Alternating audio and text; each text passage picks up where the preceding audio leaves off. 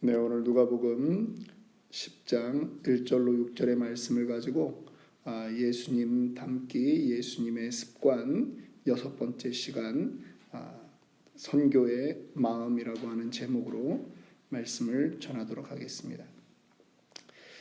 예수님께서 자기가 살고 있는 지역뿐만 아니라 멀리 나가서까지 복음 전하는 것을 예수님은 습관적으로 행하셨고 모범을 보이셨습니다. 주님의 제자들에게 예수님은 지상명령을 나중에 승천하시기 전에도 말씀하셨습니다. 예루살렘과 온 유대와 땅끝까지 이르러 내 증인이 되라고 하는 그러한 말씀이었습니다. 예수님이 살아계시는 동안에는 여러 차례 제자들을 이제 파송하시는 그러한 일들이 있는데, 오늘 누가복음 9장에도 12명의 제자를 보내시는 일이 있고, 이제 이어서 10장에도 더 큰 규모의 인원들을 보내는 그러한 일들을 우리가 보게 되는 것입니다. 1절을 보니까 그 후에 주께서 따로 70인을 세우사라고 말씀하십니다. 70인을 세워서 2명씩 파송하셨습니다. 35개의 선교팀을 보냈다라고 하는 거죠. 이 70인이라고 하는 숫자, 때로는 어떤 성경에는 72인이라고 그렇게 기록되어 있는데, 그 숫자가 유대인들에게 주는 의미가 있습니다. 그것은 온 땅이라고 하는 의미입니다. 온 세상 모든 민족을 그 당시에 70민족 혹은 72개 민족 이렇게 생각했습니다. 그래서 이 70인이라고 하는 숫자는 그러한 상징적인 의미가 있는 것입니다.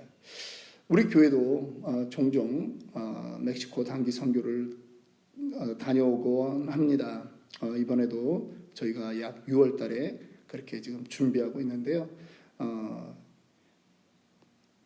이 선교에 동참하는 것은 하나님의 예수님의 복음 명령에 동참하는 것입니다.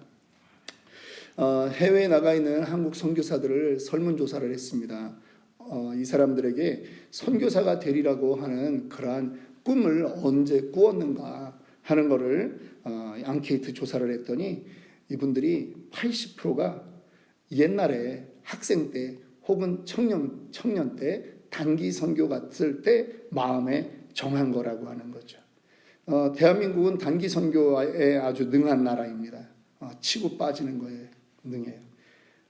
단기 선교 갔다가 오면 그 중에 11조 10분의 1 성도들이 자기 선교사로 헌신하겠다고 그렇게 결정하는 것입니다. 그래서 지금 대한민국이 선교 강국이 된 것입니다. 선교 2위입니다. 예. 그런데 오늘 이 선교의 모습들을 보면서 예수님의 마음을 살펴보기를 원합니다. 이 선교의 현장이 그렇게 녹록하지 않다라고 하는 것입니다. 예수님은 3절에 보니까 갈지어다 내가 너희를 보냄이 어린 양을 이리 가운데 보낸과 같도다, 그렇게 말씀하십니다. 선교를 내보내는 그 주님의 마음이 그렇게 편하지는 않다라고 하는 것입니다.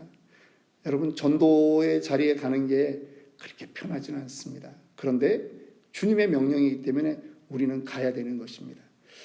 마태복음 16장 16절에도 말씀합니다. 보라 내가 너희를 보냄이 양을 이리 가운데로 보낸과 같도다. 그러므로 너희는 뱀같이 지혜롭고 비둘기같이 순결하라 라고 주님이 말합니다. 지혜로워야 되는 거예요. 예. 선교를 나갈 때 모든 행동 조심해야 되는 것입니다. 그런데 가장 먼저 무엇이 필요하냐? 지혜가 필요한 것입니다. 그래서 선교는 지혜를 구하는 그러한 기도부터 시작되어야 하는 것입니다. 야고보서 1장 5절에도 말씀합니다. 너희 중에 누구든지 지혜가 부족하거든 모든 사람에게 후히 주시고 꾸짖지 아니하시는 하나님께 구하라. 그리하면 주시리라. 우리가 삶의 터전 자체가, 우리는 사실은 선교, 전도를 계속 우리의 마음에 두고 살아갈 수밖에 없습니다. 그것을 주님이 원하셨습니다. 오늘 하루를 우리가 지낼 때도 우리의 주변에는 많은 이민족들이 있습니다. 굳이 멀리 안 가도 우리는 다문화권에 살고 있습니다. 그런데 어떻게 해야 되는가? 우리에게 지혜가 필요하다라고 하는 거죠. 지혜를 구하셔야 되는 것입니다. 또한 선교할 때 우리는 무엇을 전하는 선교가 되어야 되느냐? 우리가 물질로만 하는 긍휼 사역이 아닙니다. 평안을 선포하는 선교가 되어야 된다라고 하는 것입니다. 모든 곳에 평안을 선포하는 사람이 되어야 합니다. 우리도 복음성가의 노래가 있습니다. 평안을 너희에게 주노라. 세상이 줄 수 없는, 세상이 알 수도 없는 평안, 그 평안을 우리가 주님으로부터 받았기 때문에 그것을 줄 수 있는 것입니다. 오늘 5절에 말씀합니다. 어느 집에 들어가든지 먼저 말하되 이 집이 평안할지어다. 우리는 늘 평안을 구하는 그러한 사절단과 같이 우리의 삶에 그렇게 가야 되는 것이죠. 그렇다면 평안을 받을 사람이 6절입니다. 거기 있으면 너희의 평안이 그에게 머물 것이요 그렇지 않으면 너희에게 돌아오리라. 우리는 평안을 선포하는 그러한 사람이 되어야 되는 것입니다. 그곳에서 하나님이 만나게 하실 평화의 사람이 있을 때 그 가정이 바로 예수의 복음을 영접하게 되는 것이죠. 또한 우리가 선교의 현장, 단기 선교, 전도의 현장으로 나아갈 때 우리에게 지혜만 있고 평안만 선포하면 되느냐? 아닙니다. 우리에게 권능이 있어야 하는 것입니다. 여러분, 우리는 다 약해 보입니다. 그런데요, 오늘 누가복음 10장 19절을 읽어보면 내가 너희에게 뱀과 전갈을 밟으며 원수의 모든 능력을 제어할 권능을 주었으니 너희를 해칠 자가 결코 없으리라. 하나님이 우리에게 전하는 자들에게 권능을 주셨다라고 말씀하고 있습니다. 권능을 주신 이유가 있습니다. 권능은 우리의 폼을 나게 하기 위해서 주신 것이 아닙니다. 권능은 일하라고 하는 것입니다. 일하지 않으면 권능이 나타나지 않습니다. 권세가 나타나지 않습니다. 그런데 그것을 믿고 도전하고 나아갈 때 권세가 나타나고 권능이 나타나는 것입니다. 병고침의 역사가 일어나고 기적이 일어납니다. 사도행전에 우리가 많은 부분에서 사도 바울이 기도할 때 또 베드로가 기도할 때 귀신이 떠나가고 하나님을 믿는 그러한 놀라운 일들을 우리가 말씀 안에서 보게 되었습니다. 17절 18절도 그렇습니다. 이 70명 단기 선교팀이 갔다가 돌아와서 보고하는데 예수님이 그렇게 말합니다. 70인이 기뻐하며 돌아와 이르되 주여 주의 이름이면 귀신들도 우리에게 항복하더이다. 예수께서 이르시되 사탄이 하늘로부터 번개같이 떨어지는 것을 내가 보았노라. 이 승리의 모든 지휘자는 누구라고요? 예수 그리스도이십니다. 예수 그리스도가 우리를 보내실 때 우리에게 이미 권세를 주셨습니다. 볼지어다 내가 세상 끝날까지 너희와 항상 함께 할 것이다. 주님이 마태복음에서도 약속하십니다. 그래서 우리는 담대할 수 있는 것입니다. 담대하게 복음을 전하면 하나님이 그 일들을 해나가실 것입니다.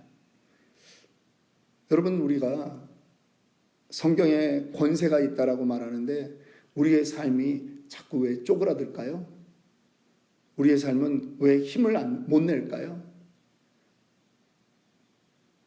이유는 단 하나입니다.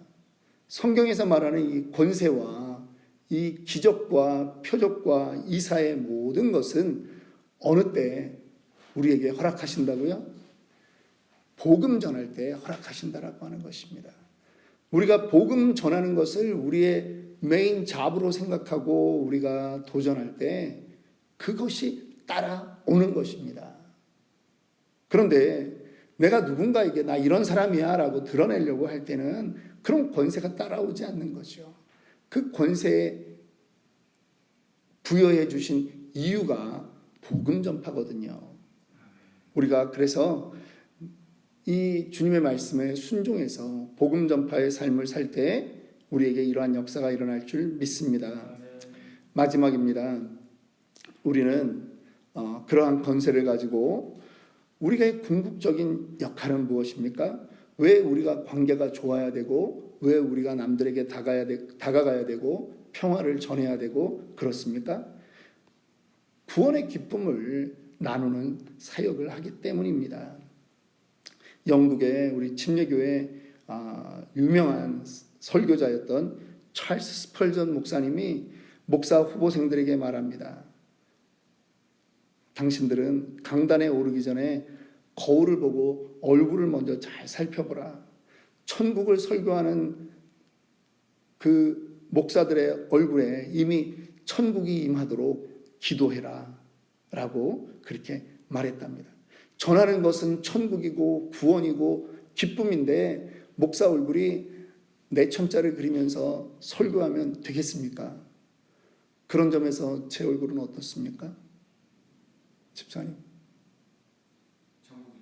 천국이 임한 것 같습니까?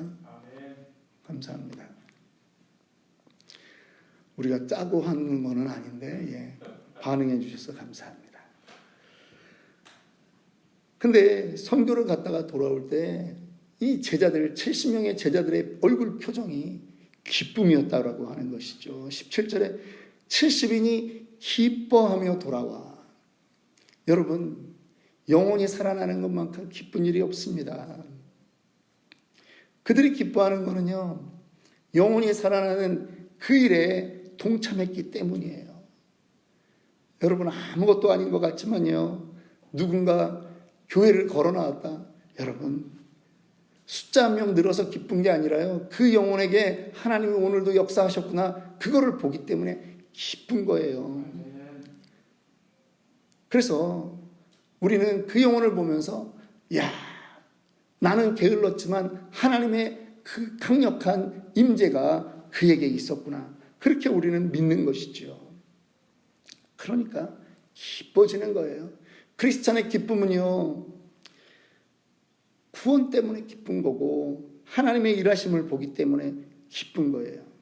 그리고 궁극적으로 우리의 기쁨은 20절에 말씀하고 있는데요, 그러나 귀신들이 너희에게 항복하는 것으로 기뻐하지 말고 너희 이름이 하늘에 기록된 것으로 기뻐하라 하시니라. 우리의 이름이 하늘에 기록되고 있는 것입니다. 저는 상급을 강조하는 목사 중에 하나입니다. 어떤 분들은 교회에서 무슨 상급 그런 걸 강조하냐 그러는데요, 성경에 있어요. 아니, 성경에 있는 거를 왜 목사들이 강조하지 않는지 모르겠어요. 우리가 이 땅에 하늘나라가 있고요, 죽어서 가는 하늘나라가 있습니다. 그런데 우리는 하늘나라 가서 하나님이 우리와 계산하십니다. 하나님이 우리의 일들을 생명책에 우리의 이름만 생명책에 기록할 뿐 아니라 우리의 한 일도 하나님이 기록하십니다.